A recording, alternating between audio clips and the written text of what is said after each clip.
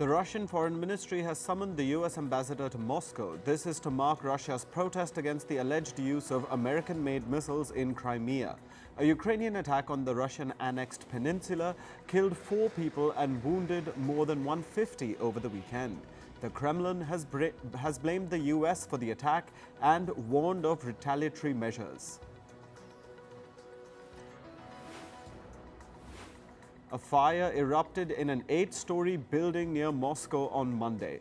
2 individuals reportedly jumped to their death from the building, while at least 6 others perished in the blaze. The building was a former Russian research institute. The cause of the fire is not yet known. The European Union has formally launched accession negotiations with Ukraine and Moldova. The landmark move is aimed at sending a vote of confidence to Ukraine, even as Russia continues to make gains on the battlefield.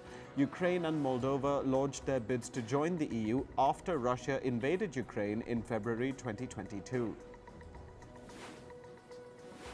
Ukrainian President Volodymyr Zelensky has replaced his country's joint forces chief. Zelensky dismissed Lieutenant General Yuri Sodol after alleged reports of his poor performance in the war against Russia. Brigadier General Andriy Natov is now Ukraine's new commander of joint forces. Julian Assange, the founder of WikiLeaks, has been released from prison. He was released from the British jail where he was being held after agreeing to plead guilty to a single charge of violating the US espionage law. Assange was accused of conspiring to obtain and reveal classified US national defense documents. But after pleading guilty, he was released based on time served. He is now on his way back to his home country, Australia. Kuwait has lifted a ban on entry and work visas for citizens of the Philippines. Kuwait has also allowed the recruitment of Filipino domestic workers with work experience. The decision follows a bilateral meet between the top leadership of both countries. Kuwait and the Philippines have agreed to establish a joint working committee to address employment-related issues. Kenyan police fired tear gas as young protesters continue to rally against proposed tax hikes by the William Ruto government. The protesters have called for a nationwide shutdown today. There is a heavy police deployment in the streets of the capital, Nairobi, with the riot police blocking access to Parliament, where lawmakers are debating a controversial finance bill. A contingent of 400 Kenyan police officers has departed for Haiti. This is the first contingent of Kenyan soldiers who will be heading to the Caribbean nation. Last July, Kenya had volunteered to lead an international force to tackle rising violence in Haiti. Presently, gangs have taken control of parts of Haiti's capital, Port-au-Prince. A massive fire broke out at a lithium factory in South Korea on Monday. The death toll has risen to 23. The deceased include 17 Chinese nationals. The fire erupted after a series of explosions at the plant. The cause of the explosions is not yet known. In India, the ruling National Democratic Alliance has nominated Om Birla for the post of Speaker of the Lower House of Parliament, or Lok Sabha, again. He was the Speaker in the previous Lok Sabha as well. The opposition India bloc has filed a nomination for the Congress Party's K. Suresh. The election for the post of Lok Sabha Speaker is scheduled for Wednesday. India's southern state of Kerala has passed a resolution demanding that the central government officially change the state's name. The state assembly unanimously passed a resolution demanding that the state be renamed to Keralam. The resolution was proposed by the state's chief minister, Pinarayi Vijayan. Pakistan's Defense Minister Khwaja Asif says that minorities are facing targeted violence in the name of religion in his country. He added that the state had failed to protect minorities. The remarks were made during a session of Pakistan's National Assembly.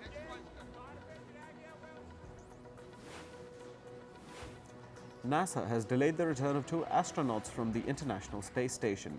Bush Wilmore and Sunita Williams were scheduled for a 9-day stay, but their return has been postponed twice in less than a month's time. The extended stay has been attributed to some technical issues in a Boeing spacecraft that carried the duo to the ISS. In climate news, in central China, floods have resulted in 4 deaths. China's southern city of Changsha has been swamped with heavy downpours that left roads in the city blocked and subways submerged.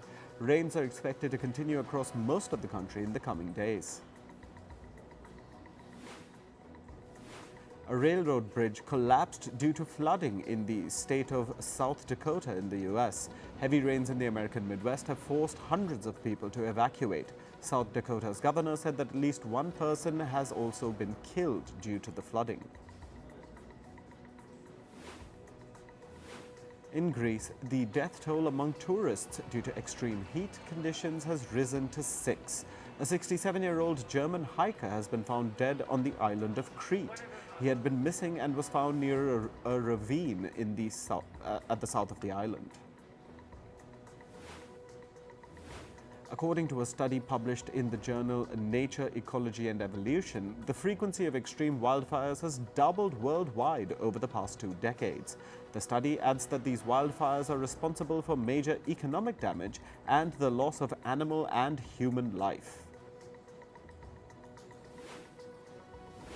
The Indian Meteorological Department has issued a warning for heavy rains in 11 states. A red alert has been sounded in the state of Gujarat.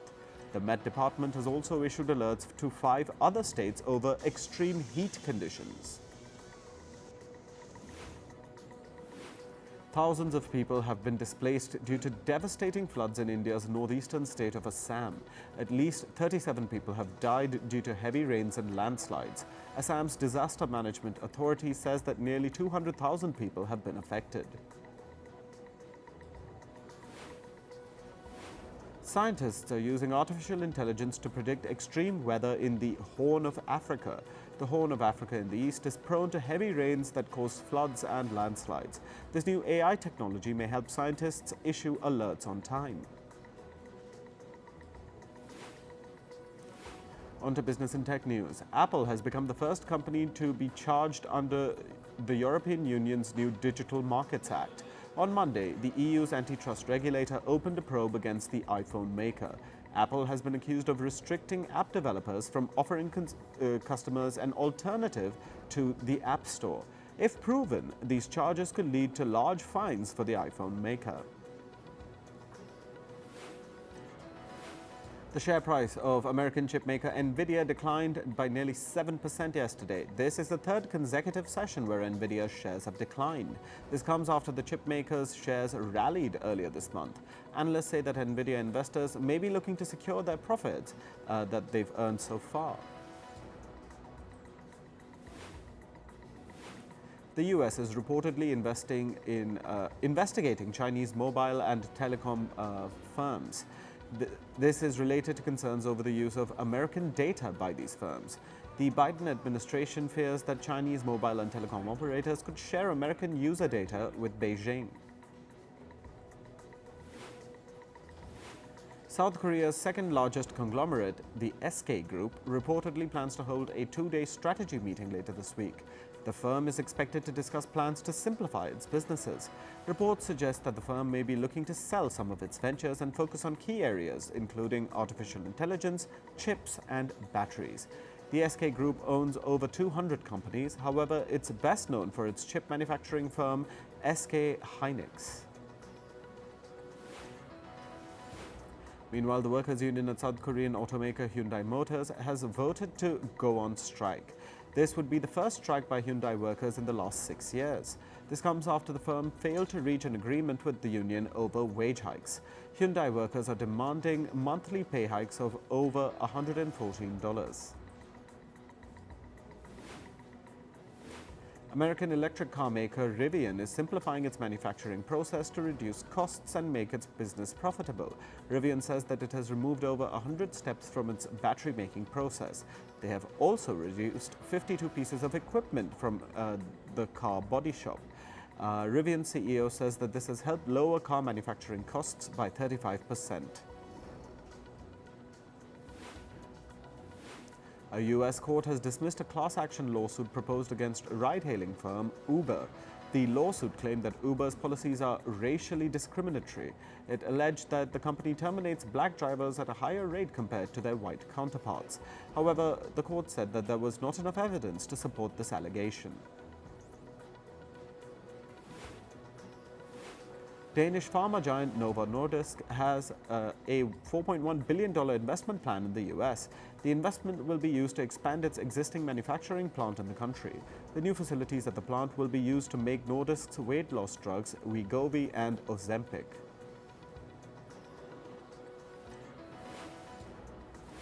Meanwhile, the European Union has imposed sanctions against 19 Chinese companies. The bloc accuses these firms of supporting Russia in its war against Ukraine. The Chinese firms being sanctioned by the EU include 2 satellite manufacturers. Earlier, it was reported that these Chinese firms sold satellites to Russia's Wagner mercenary group. The world's largest cryptocurrency, Bitcoin, dropped below the $60,000 mark yesterday. Bitcoin's price declined by 7.8% to touch $59,215. Lower investments in Bitcoin exchange-traded funds have been attributed to this decline. Bitcoin ETFs allow people to invest in the cryptocurrency without directly buying it. Earlier this year, the cryptocurrency reached a new high after Bitcoin ETFs were approved in the US. Moving to sports, we start with cricket. Afghanistan scripted history by qualifying for the T20 World Cup semi-finals. They beat Bangladesh in the Super 8 stage of the tournament. The Afghans posted 115 runs for 5 in the first innings. Bangladesh were bowled out for 105 in 17.5 overs. Rashid Khan and Naveen-ul Haq took 4 wickets each for Afghanistan. India have qualified for the semi-finals of the T20 World Cup. They beat Australia by 24 runs in the Super 8 stage of the tournament. Indian skipper Rohit Sharma scored 92 from 41 balls to help India post 205 for 5. Australia's run chase was led by Travis Head, who knocked 76 runs from 43 balls. They eventually finished at 181 in their 20 overs. India's bowling attack was led by Arshdeep Singh, who took 3 wickets. Pakistan skipper Babar Azam has filed a defamation notice against a journalist. This is after the journalist implied that Azam was involved in match fixing at the T20 World Cup. Azam was accused of receiving expensive gifts and in exchange he allegedly underperformed at the tournament. The defamation suit asks the journalist to apologize within 14 days. India's cricket board, the BCCI, has named the squad for the upcoming Zimbabwe series. The 2 teams play a 5-match T20 international series starting July 6th. Shubman Gill has been named captain of the squad. Abhishek Sharma, Nitish Kumar Reddy, Riyan Parag and Tushar Deshpande have been called up for the first time following their stellar run in the IPL 2024. In football, defending champions Italy are through to the last 16 of the UEFA Euros 2024. They held Croatia to a 1-all draw in their group stage match. Croatia struck the opener through Luka Modric in the 55th minute. Italy were on the brink of elimination, but Matej Zaccherni scored a stoppage-time goal to rescue the squad. Brazil earned a goalless draw in their Copa America match against Costa Rica. Brazil controlled possession for most of the match, but they struggled to make anything of it in front of a resolute Costa Rica defense.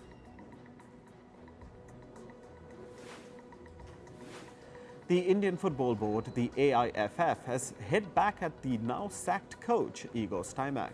Stimac had criticized the Football Board's president, Kalyan Chaubey, in a press conference. He said that the president's departure would benefit Indian football and that the game is imprisoned in the country. The AIFF has strongly rejected Stimac's claims and accused him of maligning the board. In tennis, French veteran Gilles Monfils won his opening round at the Mallorca Championships. He entered the game with a 6-match losing streak against his opponent, Austria's Dominic Thiem. But Monfils managed to overcome this string of bad results and defeated his opponent 6-3, 7-6.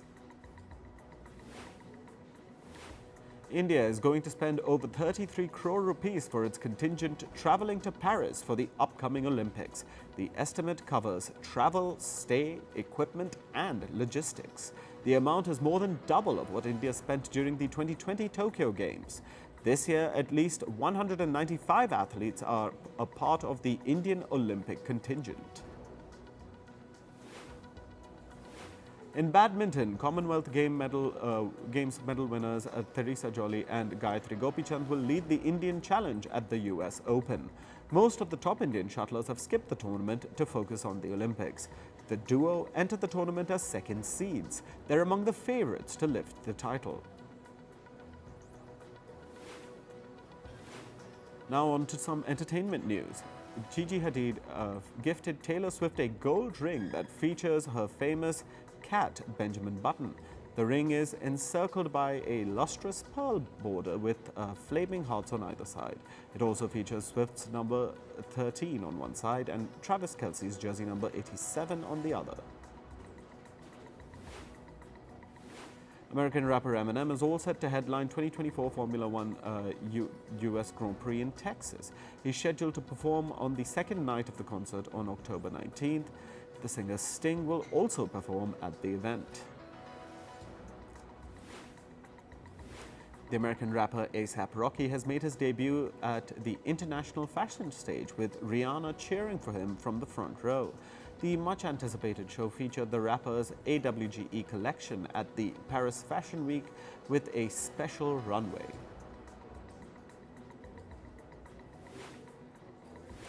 Singer Sabrina Carpenter's song Please, Please, Please rises to #1 on the Billboard Hot 100 Songs chart. This comes a week after it debuted at #2. The song marks the first leader on the list for the pop singer. Actor and comedian Mindy Kaling has embraced motherhood once again. She announced the birth of her daughter on Instagram on her birthday yesterday, calling her third baby the best birthday present. Pop star Halsey walked the red carpet for the first time after revealing her lupus diagnosis earlier this month. The 29-year-old attended the Hollywood premiere of her new film, Maxine, in Los Angeles. The thriller marks the third film in the X franchise. Meryl Streep's daughter, Louisa Jacobson, took to social media to announce her relationship with her girlfriend, Anna Blundell. She posted a picture of the two with the caption, "Blessed to be entering the joyful new era." The cast of Supercell walked the black carpet for the show's premiere in London on Monday. The series is about 5 people from South London who've discovered they have superpowers. Supercell is all set to premiere on Netflix on June 27th. The 29th Shanghai TV Festival opened on Monday. The TV festival features a series of events like Magnolia Awards, TV Market and TV program screenings. This year's festival also unveiled the Shanghai Audiovisual Pavilion, aiming to build it as an international brand for broadcasting. The festival will run till June 28th. Britain's King Charles The sister of Britain's King Charles, Princess Anne, has been hospitalized with a minor head injury and concussion after being kicked by a horse at her Gatcombe Park estate. Buckingham Palace said that she is recovering well and is in a comfortable condition.